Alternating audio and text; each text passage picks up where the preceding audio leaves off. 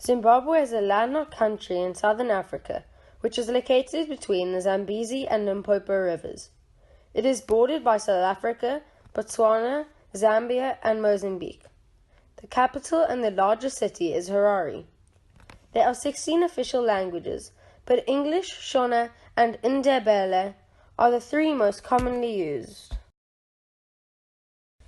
The pre-colonial era between the years 1000 and 1887 saw the land dominated by the Shona tribe, and it was believed that the name Zimbabwe is derived from the Karanga word Zimbabwe, meaning large houses of stone.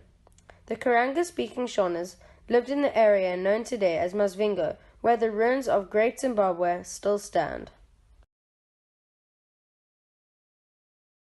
In 1880, Cecil John Rhodes arrived in the territory with his British South Africa Company and obtained a concession for mining rights from King Labongula. He used this concession to persuade the United Kingdom to grant him the right to establish Fort Salisbury, and with the help from his heavily armed British South Africa police, he defeated any resistance from the local Ndebele tribe. Mass settlement was then encouraged, and the British took control of the labor as well as all the precious metals and mineral resources. In 1923, a constitution came into force, and Southern Rhodesia became a self-governing British colony.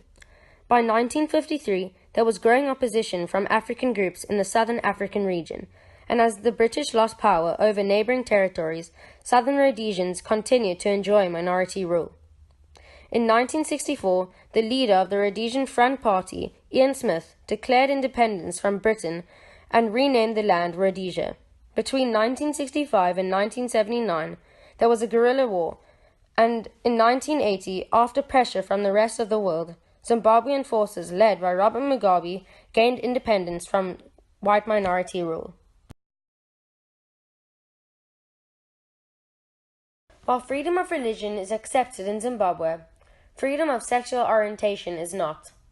Since his rise to power, Mugabe has always spoken out against gay people, and in 2006, Mugabe's government officially deemed it a criminal offense. He said, "It degrades human dignity, it's unnatural, and there is no question ever of allowing these people to behave worse than dogs and pigs. If dogs and pigs do not do it, why must human beings? We have our own culture, and we must rededicate ourselves to our traditional values that make us human beings. What we are being persuaded to accept is sub-animal behavior, and we will never allow it here. If you see people parading themselves as lesbians and gays, arrest them and hand them over to the police." We hope you damn as much as we damn the doctrine, belief that man and man can marry, woman and woman can marry. That destroys nations, apart from it being a filthy, filthy disease. Religion in Zimbabwe can be tracked back to the pre-colonial era. The Shona tribes believe that their ancestral spirits guided them and used spirit mediums to access their ancestors. However, with colonialism came Christianity. Missionaries were established, and young Shona children were taught to worship God through Jesus and not through their ancestors. Christianity has maintained itself and is the dominated religion even after independence. However, Judaism, Islam, and Hinduism is also widely practiced in Zimbabwe. Robert Mugabe's dictator style of leadership has brought the country to its knees. He has held on to power for too long, and at 93 years old, is the oldest serving world president. His stance on the land redistribution divided the nation and destroyed the country's economy.